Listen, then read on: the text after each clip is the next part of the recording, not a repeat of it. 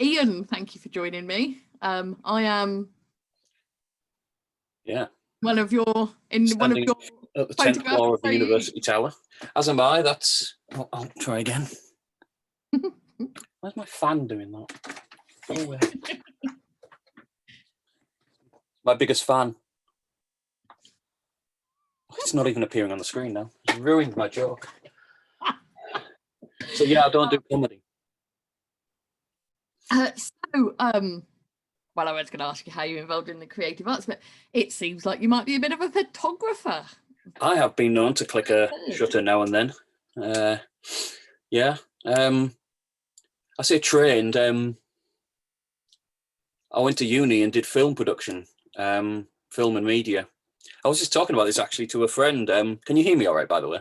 Yeah, it's good. It's good. I was just talking about this to someone else that when I went to uni in 94 to 99, all our films were shot on VHS. Whoa. With cameras that were, this big, with onboard mics, and then you edited them with no effects. Only in the final year did you get to use the one machine in the uni that had transitions, so you could do wipes and things like that, and everything. It was two VHS machines that operated, and every time you did an edit, you lost one level of quality on it. And that was the late 90s. These people don't understand that it's only 20 years since in the 90s, and we were still shooting on VHS. And the audio, by the way, when in third year, when you were allowed the extra kit, you used a Marantz tape recorder, and you had to cut it, splice it, tape it. Nice. And that's how I trained at uni in the 90s, not some mystic 60s past. So, but now, I mean, even my first films that I did in the noughties by myself was on a slightly improved mini DV cassettes. And if you're unfortunate enough to find them on YouTube, you will find them about 480p, 720p. Obviously that's quality, not price, although that would be effectively what they're worth, I should say. But yeah, it's shocking. And now I was this old grumpy sod, and when I was helping with a film production club at Teesside Uni from about 2015 on, which doesn't run anymore, we all had DSLRs and things like that, and 4K cameras, and a memory card and a MacBook, and that was it. And it's perfectly broadcast quality. And I'll just sit there going, "You kids don't know now. You don't know you were born." And they're like, "Oh, but we could have special effects and make it look like Avengers." I was like, "Just record a street scene in 1080p is a miracle. Shut your face." So even just filming light and making it look nice to me is a miracle. So I guess, I'm not an effects person, but yeah, filming, there you go, little historical side thing. But I said I learned about filmmaking at uni and all that. The funny thing was, we did a section on stills photography, and I originally went to Cleveland College of Art and Design when I left school. Lasted 2 months because I hated it. Absolutely couldn't stand it. We spent all day drawing an apple, and I was told we didn't understand the apple. I said, "I don't understand it. I'm going to eat the damn thing in a minute." And it was just no writing. No one did any writing. The problem was everyone on the course had done like past A grade art and had failed everything else, so they knew nothing about the world around them. We had to do a library exercise about art of the Industrial Revolution, and the teacher came back after 20 minutes, and I'm the only person who'd moved because the rest of them A didn't know what a library was, and B didn't know what the Industrial Revolution was.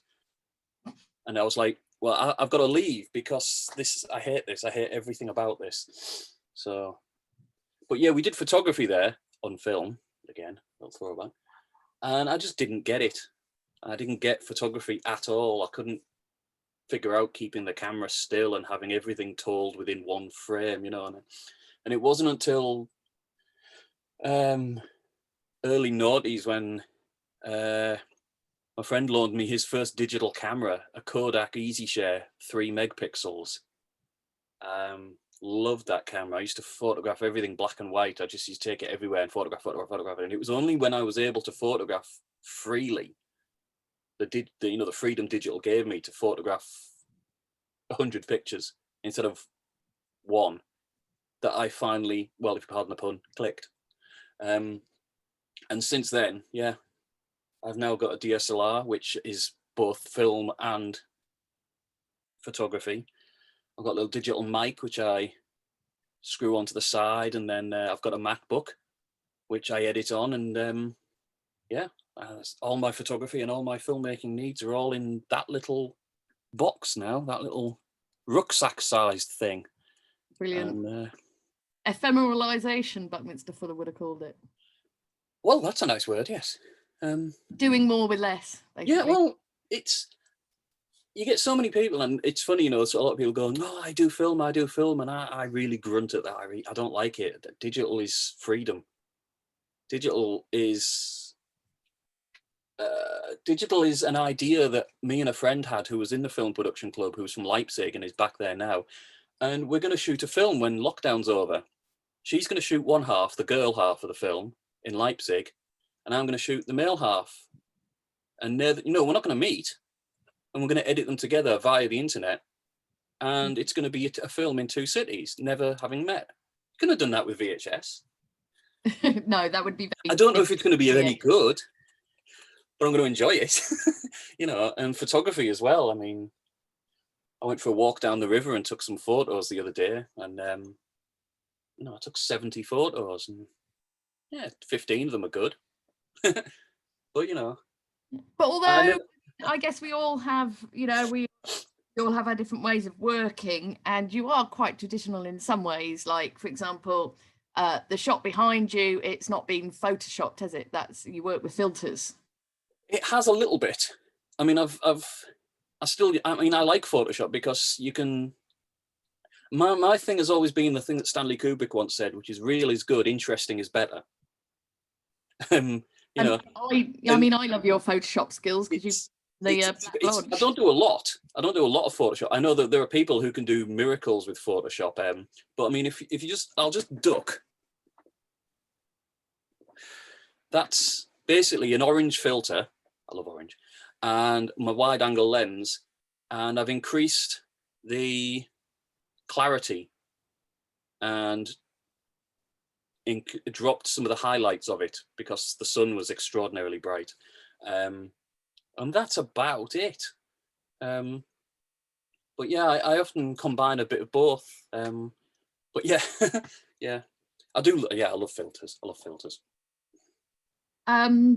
And yeah, I know your brilliant Photoshop skills because that's how we met. You were photographer for my BA, and then photographer for my MA, and you rocked up in a Twin Peaks t-shirt, and it was like, oh.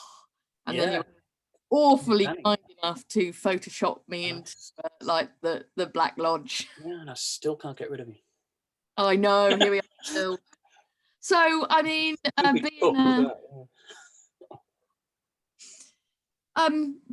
but you're not just a filmmaker and a photographer. You're a writer as well. Oh, yeah, writing much more now, especially with lockdown, because it's just a pen and paper you need. Yeah, this is going to ruin my idea of being a technological vanguard person, because I still write in pen and paper more than anything. My little Moleskines, which I have like 30 of stored away. I write first draft in the notepad, and then I type it into Scrivener, and the typing in becomes a draft. So it makes me look at it all again and say, right, okay, that didn't work. And like last night, a sci-fi sort of novel I'm working on, I realized that I basically said the same thing in 3 different scenes. I was like, right, okay, cut one scene, merge the other two, and then work out what goes on in the other one. And I hadn't done that until I'd typed it, mainly because I write at like 3 in the morning and I can't remember what I've written by the time I wake up, you know. But yeah, writing is, especially in lockdown, writing is something I cannot not do.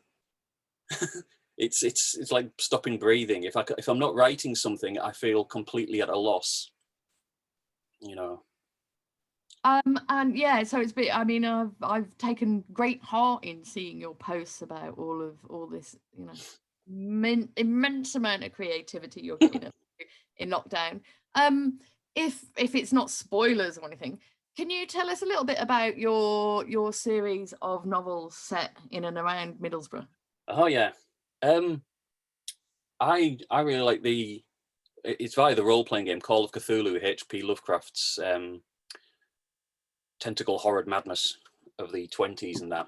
But I sort of merged my ideas for that with because most of the Cthulhu stuff set in the 20s, but then I merged it with some ideas I had about Victorian Middlesbrough and how interesting and exciting Victorian Middlesbrough seemed to be.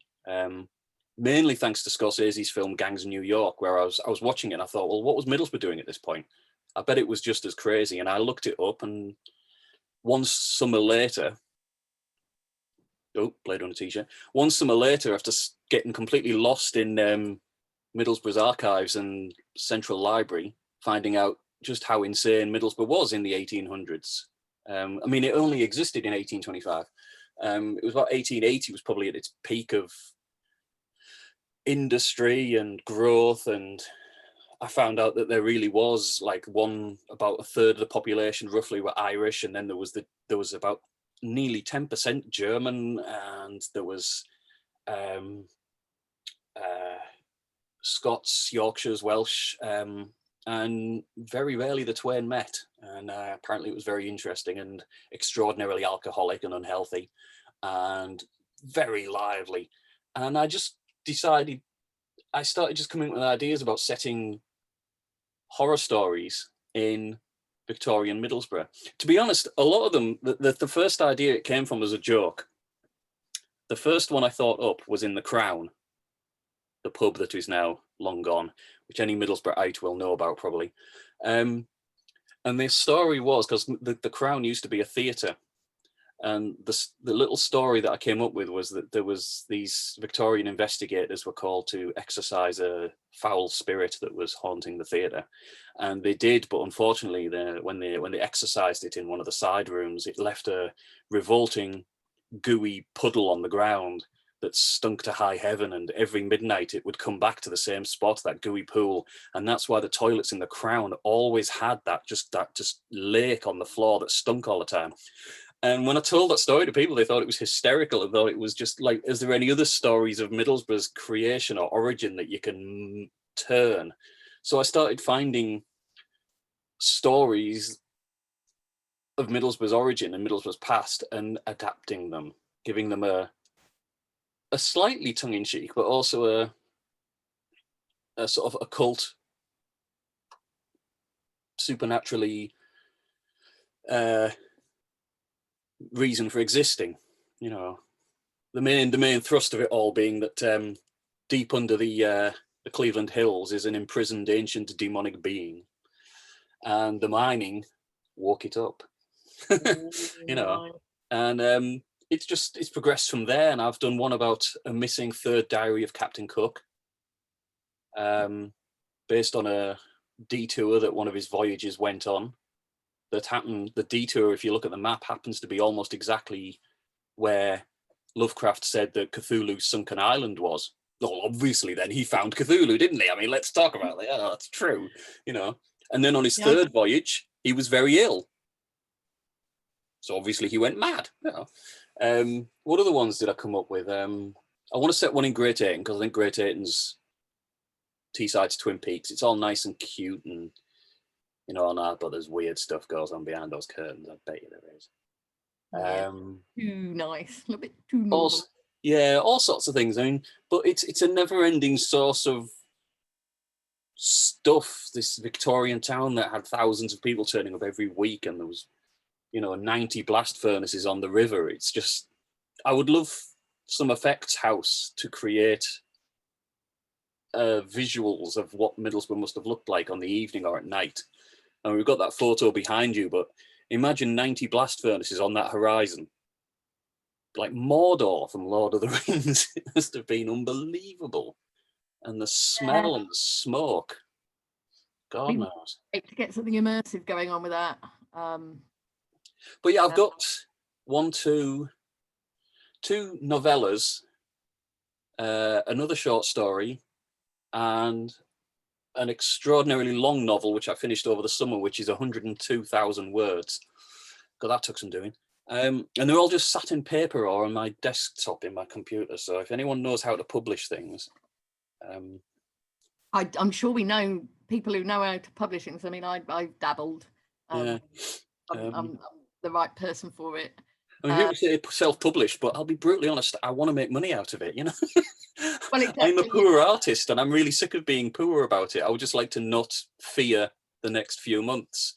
And if I can make money out of this endless obsession, then yay, you know. Definitely. Well, I will. I mean, I will have a think about that. I'm just not a marketer. No, well, that's yeah. Publisher. Same with my filming and writing and that. My photography business. I'm not a PR person, and I just couldn't keep up with it all. So, Yeah. Well, I have to sell myself. Yes, it's really. I do think it's one of the hardest jobs to you know, go out saying, "Oh, look at me, I'm great. Look at all the stuff I've done. That's great." If I could do that, I wouldn't be pouring myself out into paperwork. I'd just be noncing around saying I'm great, you know. Yeah. So I think we've pretty much covered all my questions. I didn't need to refer to them at all. Yeah, it's just been absolutely brilliant to. I've also got a trilogy of films set in Teesside as well, feature-length films. Feature-length. This is in addition to your scripts. Yeah, these are set in modern Teesside. The first one's about a photographer who's returned from London after the market crash and is a snob basically and doesn't want to pay off his debts and gets involved in a bunch of criminal enterprises. The second one is about the selling of the Gresham Ward land, and a student journalist and a journalist teacher who finds out about the various things that went on as far as the selling of the Gresham land goes, which is all very questionable. And the last one is about an election. So it's a trilogy of thrillers set in Teesside, but they're all just scripts. So yeah, Teesside, write what you learn, no, said Scorsese. So I just kept writing about Teesside. Brilliant. Well, I think that's one. And I kind of like, you know, we can use this as an open call to say, like, if anyone out there who's into Hulu inspired science fiction novels set in Teesside, a frontier town of lawlessness and rebellion in the 1880s, and then just get in touch. Yeah, because you know, I know it's great work. Right, I'm gonna sign off. It's been a joy to speak to you, and I hope that we get to meet in person again at some point. We'll meet again. We'll meet again, yes. Right. Take care. Bye-bye.